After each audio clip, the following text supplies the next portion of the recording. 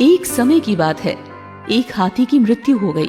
मृत्यु के बाद हाथी की आत्मा यमलोक पहुंची। तब वहां पर हाथी के कर्मों का लेखा जोखा निकाला गया तो पाया गया कि हाथी अपने जीवन में काफी अच्छे से रहा है। तब यमराज ने हाथी से कहा, अरे हाथी, तुमने तो अपने जीवन में कोई बुरे कार्य नहीं किए हैं। तुम्हारे कर्म भी काफी अच्छे रहे हैं, इसलिए मैं तुमसे तुम्हारी इच्छा पूछ रहा हूँ। बताओ, तुम्हें क्या चाहिए? तुम्हारी सबसे बड़ी मनोकामना क्या है? यमराज जी, अगर वाकई में आप मेरे कर्मों से प्रसन्न हैं और अगर मेरा दूसरा जन्म होना है तो मुझे किसी भी जीव में जन्म दे दीजिए, लेकिन मेरे ऊपर किसी मनुष्य का अधिकार ना हो। मैं मनुष्य के बंधन में ना रहूं, क्योंकि मनुष्य के साथ रहना सबसे कठिन कार्य होता है। हाथी की इस बात को सुनकर यमराज काफी हैरान हो जाते हैं। वो कहते हैं, तुम ये क्या कर रहे हो गजराज? मैं तो यही जानता हूँ कि मनुष्य जाति सबसे अच्छी होती है, वो सबसे ज्यादा बुद्धिमान होते हैं।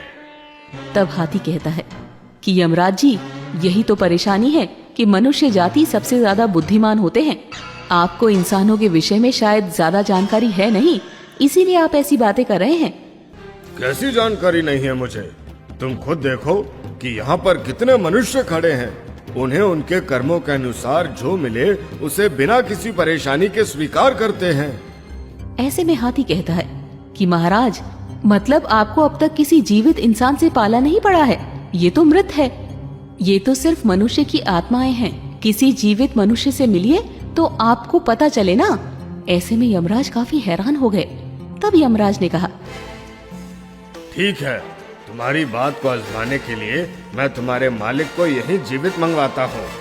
अगर तुम्हारी बात सत्य निकली तो तुम जो कहोगे मैं वैसा ही करूँगा, लेकिन अगर तुम्हारी बात गलत साबित हुई तो तुम्हें वापस उसी मालिक के पास जाकर रहना होगा जहाँ तुम पहले थे। हाथी ने यमराज की शर्त मंजूर कर ली। यमराज को भी हाथी की बातें काफी दिलचस्प लगी और वो किसी जीवित मनुष्य से मिलकर उसके बारे में जानने को उत्सुक हो गए। उन्होंने अपने यमदूतों को आदेश दिया, जाओ, जाकर इसके मालिक हीरा लाल को जीवित ले आओ।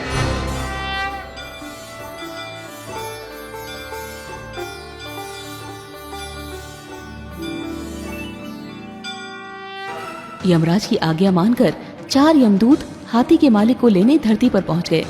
लेकिन अब उनके सामने परेशानी ये थी कि जीवित मनुष्य को लेकर जाएं तो जाएं कैसे। इसीलिए वो लोग उसके सोने का इंतजार करने लगे। जब हाथी का मालिक पलंग पर सो गया तो उस यमदूतों ने पलंग सहित उसे उठा लिया और यमलोक की तरफ उड़ चले।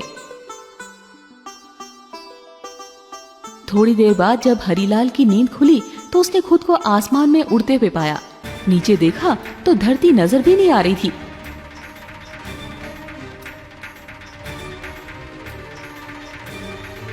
तब उसने उन 4 यमदूतों से पूछा, तुम कौन हो और मुझे कहाँ लेकर जा रहे हो?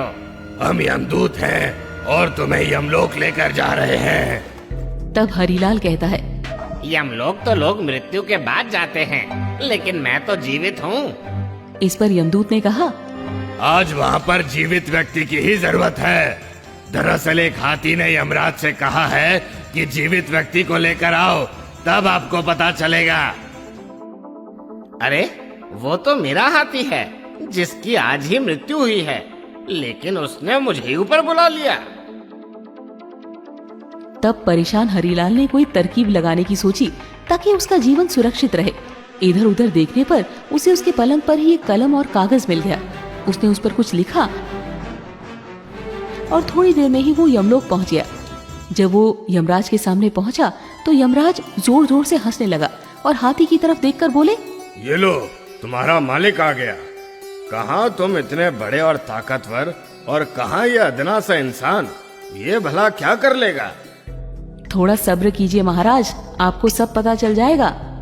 इधर आओ। लेकिन बीच में ही रुककर हरीलाल कहता है, यमराज जी, क्या आपको पता है कि मैं कौन हूँ? तब यमराज कहते हैं, मैं तो सिर्फ इतना जानता हूँ कि तुम इस हाथी के मालिक हो। इसके अलावा मैं तुम्हारे बारे में कुछ नहीं जानता। अब तुम ही बता दो कि तुम कौन हो। तब हरीलाल वो कागज यमराज को देते हुए कहता है, ये लीजिए, आप खुद ही पढ़कर जान लीजिए कि मैं कौन हूँ। ये वही कागज था जिस पर उसने आते हुए कुछ लिखा था। जब यमराज जी ने वो कागज खोलकर पढ़ा तो हैरान रह गए और अपने सिंहासन से नीचे उतर आए। इसके बाद यमराज ने खुद हरिलाल को अपने सिंहासन पर बैठा दिया।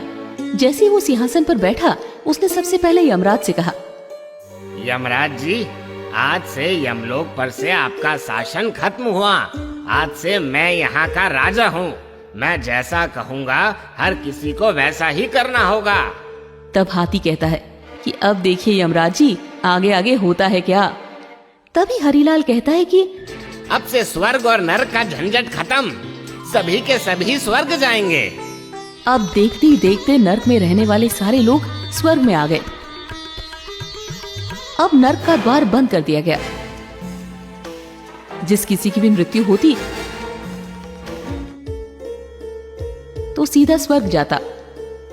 इधर हरिलाल मन ही मन में ये भी सोच रहा था कि जिस दिन मेरी सच्चाई यमराज के सामने आएगी, मुझे मार दिया जाएगा। ऐसा सोचकर उसने दान पुण्य करने शुरू कर दिए। चित्रगुप्त से कहा कि ये जितने भी प्राणी हैं, उनका हिसाब किताब करके मुझे बताओ कि किसने कितने कर्म और किसने कितने कुकर्म किए हैं। तब चित्रगुप्त ने सबके बारे में बता दिया कि किसे कौन सी सजा मिलनी है। तब हरिलाल ने चित्रगुप्त से कहा, इन सब की सजा माफ कर दो, किसी को कोई सजा नहीं होनी चाहिए। तब हरिलाल हाथी की ओर देखकर बोलता है, क्यों गजराज, कैसे हो? तुम्हारी मृत्यु हुई तो मुझे भी अपने पीछे बुला लिया। तब हाथी हरिलाल के नजदीक जाकर बोला कि मालिक, नीचे तो आप मेरे मालिक थे, लेकिन एक बात बताइए कि आप यमलोक के मालिक कैसे बन गए? तब हरिलाल ने कहा, ये राज की बात है, तुम्हें कैसे बता दूं? मालिक, मुझे भी इंसान बना देना, नीचे जाकर आपका नौकर बनकर रहूंगा, लेकिन ये राज मुझे बता दो। तब हरिलाल ने उसे बताया। जब यमदूत मुझे लेकर आ रहे थे तो मैं काफी डर गया था। संयोग से मेरे पास एक कागज था। मैंने उस पर लिख दिया कि यमराज धरती से जो मनुष्य आपके पास आ रहा है, उसे अपना सिंहासन दे देना, और उसके नीचे मैंने भगवान विष्णु के हस्ताक्षर कर दिए। अब तो हाथी इंसानों की बुद्धिमानी से और भी ज्यादा हैरान हो गया। फिर उसने हरिलाल से कहा कि मालिक, कृपा करके मुझे इंसान ही बनाना, मैं आपका नौकर बनकर रहूंगा। ठीक है, लेकिन ये बात किसी को मत बताना। हाथी ने भी हाँ में सर हिला दिया। धीरे धीरे करके 7-8 दिन बीत गए। स्वर्ग में लोग बढ़ते जा रहे थे, नर्क बंद था। कुछ ही दिनों में पूरे देवलोक में ये बात फैल गई कि अब नर्क का अस्तित्व खत्म हो चुका है। इधर स्वर्ग की अप्सराएं भी परेशान हो गई थी। वो सब अजीबोगरीब मांग करते रहते थे उनसे। कोई कहते चाय लाकर दो, तो कोई कहता कॉफी लाकर दो। वो परेशान थी, लेकिन वो कर भी क्या सकती थी। उधर भगवान सोच में पड़ गए। यमलोक में ऐसा कौन आ गया है जिसने मेरे सारे नियमों को तोड़ने का काम किया है? आखिर कौन है वो जिसने सारी व्यवस्था को तहस नहस कर दिया है?